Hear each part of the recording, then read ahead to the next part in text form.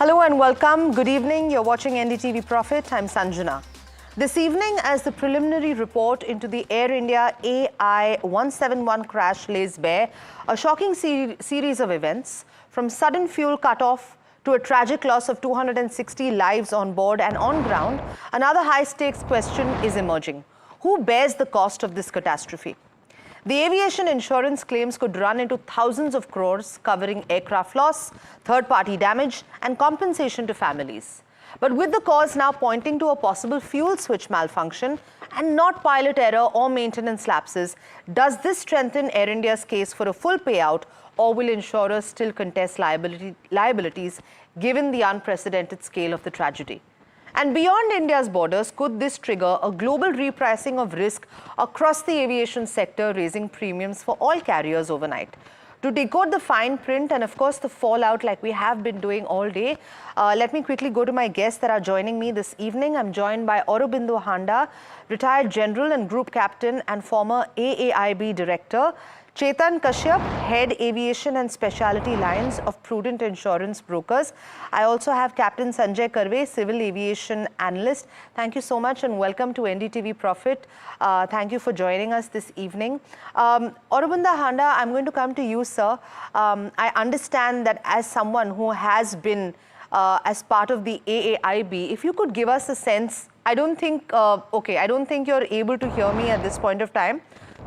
Okay, so, all right. So let me quickly go across then to Chetan, who's also joining me live now. Chetan, this is something that I think immediately, we thought of, and we've spoken to you before as well. Now, given the report's focus on fuel control switches, moving to cutoff, and of course the cockpit voice recorder, suggesting possible pilot confusion, as we can see on our screens, how does this now affect the insurance claim process for Air India's loss and passenger liability? So the insurance proceeds remains unchanged. The case, this particular finding would not change anything as of yet, because the report simply says that the fuel cutoff switches were moved to cut-off situation rather than a supply situation. So it doesn't change anything for the insurers. The claim still remains intact, and the proceeds are still to be borne by the insurance companies and the reinsurers involved. So as of now, nothing changes. Even if it is, it will only evolve once we know more about how the switches turn to cut off rather than from a start position. So that is where I think things will change a bit. But as of now, nothing changes for anybody as far as the insurance is concerned.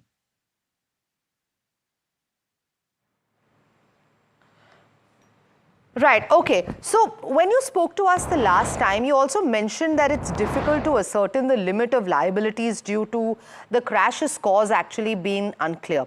But now with the report pointing to the fuel switch issue, how do you think this is actually going to find influence in the potential 2,400 crore claim? And what factors could still cause the liability to vary significantly? So as I said, that these are preliminary indications only stating about switching of a, shifting of a switch in the cockpit. And we are really not sure how it happened, whether it was a pilot error or whether it was a lock mechanism failure which happened. So depending on what comes out at the end of it, or maybe a final report from AAIB, that how this switch shift actually happened, that may bring along a tectonic shift in the claim settlement procedure. Because if it is seen or if it is figured out that it was a machine malfunction or maybe a lock mechanism failure, then the OEM may also come into the picture from a liability aspect. And of course, the reinsurers will also look at, making the OEM as a party to this whole scenario. But as I said, that this is too early for us to, comment anything upon. So primarily, it will all depend on why the shift came, or why the switches shifted from, a perfectly running condition to a cutoff situation. So if as I said, that if it is found that it was some inherent defect which caused this, then, the liability, stands wide open, and it can change drastically, given that if a third party is responsible for the crash. Okay, let me actually come to you now, Captain Karve. As an aviation analyst, do you believe this to be a design flaw, or then could it be attributed to error based on the cockpit voice recording? Okay, let's look at your first point, where could it be a design failure? Way back in 2018, a lot of airlines which are operating the Boeing 737 model had reported that there was a problem with the fuel control switch and it was not staying in position. So FAA had come out with an advisory at that time saying that a particular part number, which was the fuel control switch, needs to be rechecked or had a look at. And the Air India Boeing 787 fuel control unit also has the same part number as the one shown in the FAA advisory list. In fact, what I'm surprised is anything to do with fuel control engine normally does not go into an advisory. It should go into a mandatory or an airworthiness directive, if not an service alert bulletin. Ideally, it should have been an alert bulletin, but if not an alert bulletin, at least an airworthiness directive. By saying that it is advisory, you are leaving it to the airline to take a call that if you want to have a look at it, look at it. But we as a regulator or as a OEM don't think it's important enough that you need to look at it. In a commercial world of today, when someone gives you an option of not looking at it, why would anyone look at it, especially when it involves money? Imagine 1130 787s, thousands of 737s flying. Did Boeing have so many spare fuel control units available with them? To my mind, the answer would be no. And as history has shown, FAA always supports US airlines. Even the 737 MAX accident, when it took place for the first time, FAA kept quiet about it in Indonesia. Only when the second accident took place in Africa, that is the time FAA put its foot down. And subsequently, it has been revealed that, well, Boeing was aware of it, FAA was aware of it, everyone was aware of it.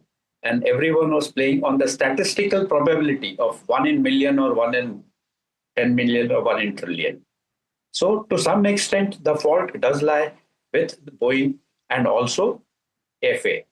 I can understand why FAA must have taken that stand. 2018 is a year after quite some time that Boeing had more orders than the Airbus, and Boeing sales figures were more than the Airbus. If they had made it a mandatory, saying that, look, we have a problem in the fuel control switch, there is a likelihood that a lot of potential customers who are fence sitters would have jumped to Airbus. Let's cut to 2025 Air India 171. During takeoff or prior to takeoff, before the aircraft starts rolling, there are certain checks, pre-takeoff checks to be carried out. And in a multi-crew aircraft, it is always challenge and response. That means one pilot calls out the check, the other chap does it, the other pilot, and or whom we call it pilot monitoring. He confirms it. So they would have definitely carried out these checks, and only then the aircraft would have initiated takeoff. What I'm surprised at, why is AAIB been very selective in releasing the audio clip of the CVR? Are you trying to tell us that the entire CVR has only 2 sentences? That did you switch off the fuel? Or no, I did not switch off the fuel. Is this the only 2 sentences, which is very suspicious to me? I somehow feel very uncomfortable with this sort of information. If at all they were being so open, they should have put up entire thing. Right from the word go till the time they crashed, they should have put up the entire thing on screen saying, look, this is the transcript. Like the ATC transcript, they have given the entire transcript of ATC. Why not the cockpit voice recorder? Why this urgency of putting out only 2 sentences where one crew is asking, have you shut the fuel control unit? And the other pilot reports, no, I have not. This is something which has really foxed me. And I have another possibility. Isn't it possible that the fuel control switch, which has to be a deliberate attempt to pull up and move to cut off or run position, had, because of its mechanical failure or electronic failure, gone to the off position And thereafter, the crew has recycled the switches. That is why you have the engines coming online a bit too late because there was hardly any time. And that is what the DFDR shows. So theoretically, it is possible that after they lost the engine thrust, because of some malfunction, the crew decided to recycle. This is just a theory. We need to go for the detailed investigation. Thank you for that, Captain Sanjay Karve. Group Captain Handa, I believe you're back with us. Sir, given your experience in overseeing over 100 investigations, including, the 2020 Kozhikode crash, what would you say, and also given Captain Sanjay Karve's comments, what are the key factors that could extend the investigation between the ICAO recommended 12-month period for a final report? Because we've been talking to a number of technical experts, aviation experts, analysts today, and they all have said that the report actually needs to delve deeper and not just stop at the 2 lines that have been shared regarding the communication between the pilots. Thanks, Sanjana, for calling me, and Jai Hind, everybody.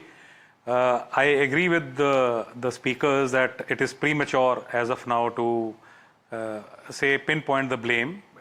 Number 2, coming down to Captain Karve, I think, if I'm getting his name okay, because I was not getting the audio.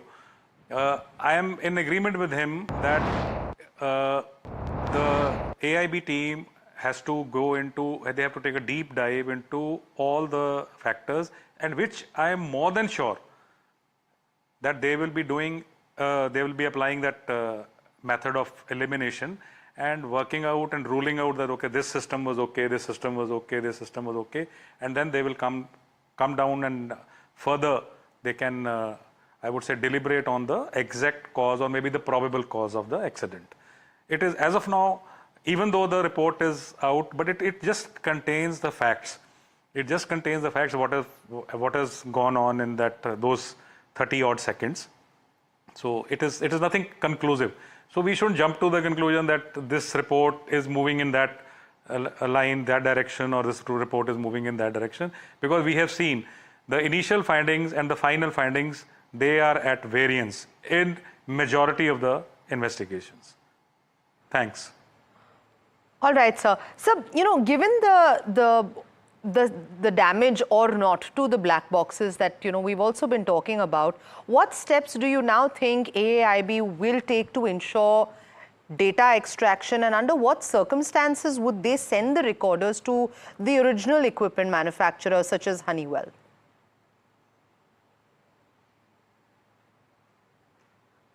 Whatever I am getting to know from the media, I don't think there is a requirement today to send the recorders to the OEM. I don't think so. I think they have done whatever they wanted to do. They wanted to milk it, then they wanted to convert the parameters. They wanted to change into engineering parameters, and then the graphs, whichever they wanted. So I think every data is available to them of from startup to the crash. So I don't think so there is any requirement. I don't think so as of now. Whatever I have gathered. Okay. Chetan Kashyap, the crash resulted in 19 ground fatalities and significant property damage in Ahmedabad. So now, given that, how do standard aviation insurance policies address third-party liability in such cases and, such a tragic event like this? And what challenges arise then in quantifying these claims? So, third party is a standard cover to the hull policy, and so an aircraft like a 787 can have a third party liability coverage of up to $1 billion, and most likely the case in this case also. The only thing which changes for people killed on the ground is that, as against the passengers who are bound by some or the other convention, that in this case it will be a Montreal Convention. So the people killed on the ground are really judged on their capability to earn, and if these are, as I know that these were young doctors or aspiring doctors who were there in the hostel building when they were having their lunch, and unfortunately got killed in this crash. So the adjudication of the liability will be taken as per the common law or as per the whatever is adjudicated by the courts. So it is not governed by a regulation or by a convention, as is the case in case of a passenger. So that is how it is slightly different than what passenger liability claim would look like. And of course, the property damage claim would also get passed on to the insurers and the reinsurers involved in the policy. And as I said, that the coverage is, as good as $1 billion in this case. All right, all right. I'm cognizant that we're short of time, so I'm going to get one quick question from Group Captain Handa. Sir, can you explain to us how investigators now will approach this, determining whether it was inadvertent or deliberate action, and what challenges arise in making this distinction? See, they'll have to sit on the simulator and they'll have to try out all the scenarios, possible scenarios. I recall in Calicut, I think we had done some more than about 50 odd sorties on this, whichever. Though that accident was much clearer to the investigators than this, because this aircraft is, I would say, 90% charred. So this will pose a huge challenge. I recall that you asked this question of the timing. So I would again request everyone through your medium that we shouldn't be expecting miracles, because this aircraft crash investigation is a very long drawn process and it's a very thorough process. We have to follow a manual which has been given by the ICAO, and which we have adopted it in AAIB we have adopted it. So that is why it takes long. And yes, you said so that it's 12 months as per Annex 13, and it's 12 months as per our AIB rules as well. So let's see, though they will try to hasten it up as early as possible, because the stakes are very high in this accident.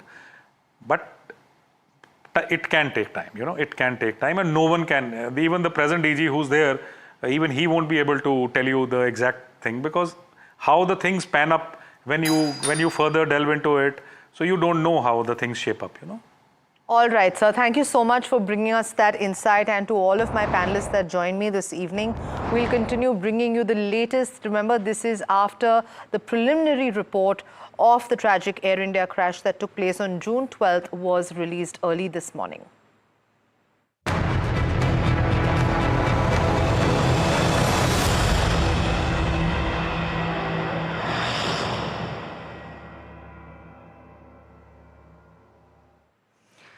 Moving on to some other important news, US President Donald Trump has once again put Mexico, and this time even the EU, in the crosshairs, this time over fentanyl. Trump has threatened steep new tariffs if Mexico doesn't crack down on the flow of fentanyl into the United States. But this isn't just a border security issue. This is about trade, supply chains, and markets. The threat of 60 to 70% tariffs on imports from Mexico and the EU could ripple across industries from autos to agriculture, raising costs for even American businesses and consumers. And Mexico is not the only recipient of the letters this time. Like we rightly said, EU's Ursula von der Leyen also received a letter imposing 30% tariffs on the 27-member bloc that is the US's largest trading partner. Just last week, we saw a dozen letters going out from US President Donald Trump. But let's also look at this against the angle of a presidential election looming. Tariffs have become a favorite lever of Trump's economic pressure. But if they are an effective tool or a blunt instrument that could trigger inflation and supply chain chaos, is something that we're actually going to scratch the surface with a little bit with my guest Mark Chandler, Managing Director of Bannockburn Capital Markets, joining us now. Good evening from India, Mark, and welcome to NDTV Profit. Let's cut to the chase. If the US were to impose 60 to 70% tariffs on Mexican imports, what's your sense of how the markets would react in the short term? Would you say this would turbocharge US inflation and force the Fed to stay hawkish even longer? Well, that's a good point you raise. I think that we should really take these latest letters, like the last week's letters that you mentioned, as really negotiating ploys. We first were told that April 2nd was Liberation Day, and then it was postponed until July 9th, and now it's really been postponed till August 1st. These letters are really meant to expedite the negotiations. Remember that the Trump team promised 90 deals in 90 days, and I think they got 2 or 3. So they're frustrated, I think, and that's why I think this is an attempt to accelerate the negotiations. But I think you're right. Those kind of tariffs, which are really double what they're proposing now, right? They're proposing 30% on the EU and Mexico, unless there's better negotiations cut first. But but double that tariff, I think you're right. The economic shock would not only impact the world, but would impact the U.S. But there again, be careful. I think that the tariffs cut both ways. It boosts prices because the tax on consumers and U.S. buyers of those imports. But at the same time, those higher prices means weaker demand. And we've already seen the U.S. consumer pull back not only in Q1, but in the beginning of Q2.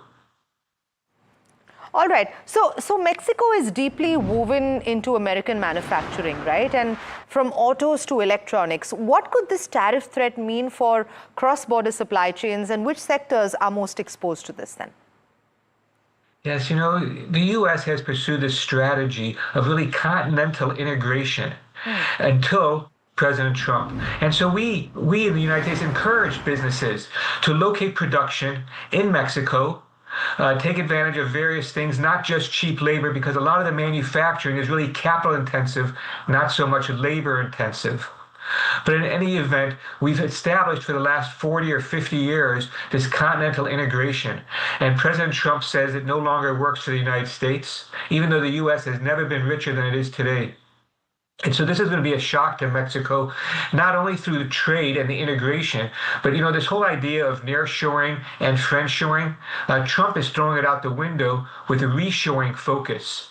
I suspect that if industrial production, manufacturing comes back to the U.S., it won't be with a lot of jobs. When you look at the modern factory, it's robotic, it's automated. It's not about jobs and manufacturing. In fact, most of the world has lost manufacturing jobs over the last 20 years. So I'm concerned that the tariffs, such as they are, if they're not negotiated lower, will not only slow down the Mexican economy, will boost U.S. inflation. And I think you're right, the auto sector is really the key. And we're seeing this not just, of course, in Mexico, but the U.S. 25% tariffs on autos in general are really going to hit the Japanese economy as well. The auto sector is about 10% or so of the Japanese economy. So yeah, I think that this is a big shock to the world. But again, the market is taking it in stride because they think this is just a negotiation ploy rather than the final deal. I think one can just hope that it's that and not more than a negotiating tactic. Because like you rightly said, America also stands to either lose or gain. But this saber rattling is already hitting U.S. markets. Mark, the 30-year U.S. Treasury yield spiked to a multi-month high as investors have obviously braced for higher inflation and prolonged rate pressures. If Trump does go ahead with a 60 to 70% tariff on Mexico and these new levies on Europe, what does that then do to the U.S. consumer and the dollar? Could this trigger retaliation that really hits American exporters or further upend supply chains? You raise an important question here, and that's about the escalation. So the U.S. Has slapped tariffs, and we saw this last week on Brazil, which Brazil has a trade deficit with the United States. The U.S. has a trade surplus with Brazil, and yet that didn't stop the U.S. from levying this tariff on Brazil. So it's not just about trade, but I think that we're seeing the U.S. economy slow down. Of course, the economy was distorted by people trying to run ahead of the tariffs in Q1, and that distortion is like in reverse in Q2. But I think that we're seeing signs of a slowdown as we enter Q3. And I think that this will still, though, the Federal Reserve is still not in a hurry to cut interest rates, despite the pressure from the White House. Partly you do have, as you say, elevated inflation. Federal Reserve Chairman Powell has been very clear about this. He was explicit, telling Congress as well as the public that if it weren't for the tariffs, the Federal Reserve would be cutting rates again, probably. And so I think that you're looking at, the market having second thoughts now about whether the Fed can cut rates in September. It still has nearly 2 cuts discounted for this year. And the idea is that the slower economy, especially a slower labor market, will spill over, hurt the consumer, have them basically reduce their consumption by definition, and thereby lowering inflation and price pressures. Mark, one last question before I let you go, and thank you so much for your time and really breaking this down for us so simply. You said it's a negotiating tactic, and some are even arguing that it's more about political optics ahead of the election than real policy. So from your vantage point, do you think these threats are credible? And should businesses start hedging seriously, or is this all just campaign posturing? No, I think that to focus on the 2028 presidential campaign is still too far away. I don't think it's really the driving force. I think you might be able to make a more compelling case that this is going to shape, that this tariff debate is going to help shape the midterm elections next November. But we're still far away from that. I don't think this is political in the partisan sense of electoral campaigning. I think that we're finding that President Trump's economic policies are losing support among the various large constituency groups that made up his electoral victory. So I am concerned that it's not about the narrow politics, but the broader vision of America, America's role in the world economy. Are we really going to abdicate the institutions that we created after World War II, things like the World Trade Organization or its predecessor, the GATT? Are we really going to be undermining the IMF, the World Bank, the UN? Are we just going to go unilateral, which is, I think, a better way to characterize the U.S. thrust now, unilateralism, not isolationism? Right. Mark Chandler, thank you so much for that perspective, and looking forward to discussing with you more. But for now, it's a wrap. And this is, let's remember, as US President Donald Trump has shot off 2 more letters, one to Mexico and the other to EU. We just gave you the details of all of the tariffs, and it remains to be seen the impact that we'll see on Monday with the markets. But that's a wrap on this edition of the broadcast. Thank you so much, and keep watching NDTV Profit.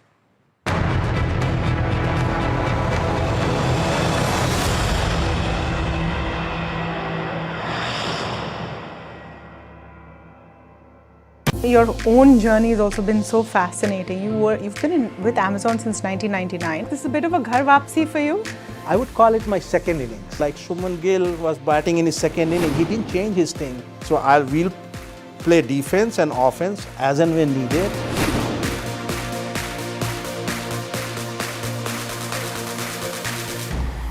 The 10-minute game has a lot of people in it right now. And companies are bleeding dry, trying to get faster, quicker everywhere. What is your differentiation? I believe that our differentiation will be our supply chain. I believe our differentiation over time will be the assortment that we can carry in that limited space. How, for an Amazon context, India is a crucial market? Jeff Bezos, when he came here for our Sambhav conference, he called it 21st century is going to be India's century. It has such a young population. It's aspirational. When you come back here in this role, what do you think is going to be the biggest challenge for you? I had my Amazon India as a startup with 30 people or 40 people in the team. Now, when I come back, I have to operate like a scale leader, running a bunch of startups. We still are a startup because we still are a day one company. That's interesting. Amazon still thinking of itself as a startup.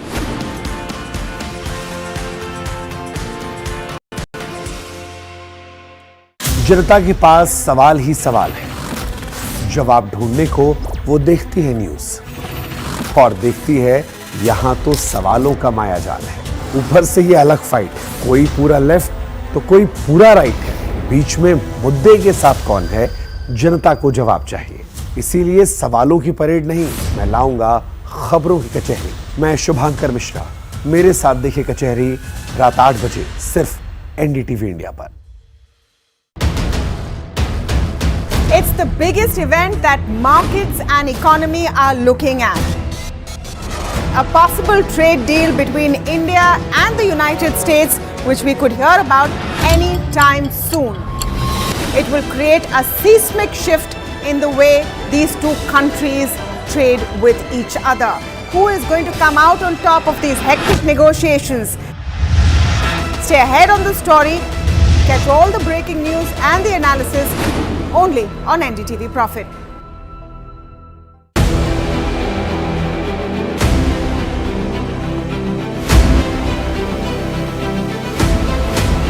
imports become the exception rather than the norm. And increasingly we do almost, last year for example, of the contracts that we signed of record 2,09,000 crores, 81% was awarded to the domestic industry. Our intent is to manufacture in India, preferably with design also in India.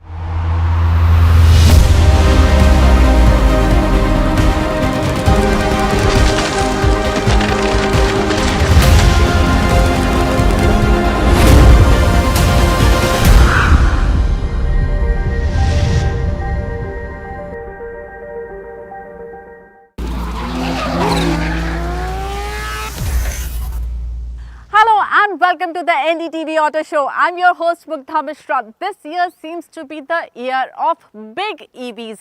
We have seen few launches in this segment and there are few more coming. MG Motors has also launched its MPV M9, an EV MPV which is packed with features. Anirban Mitra gets you the review.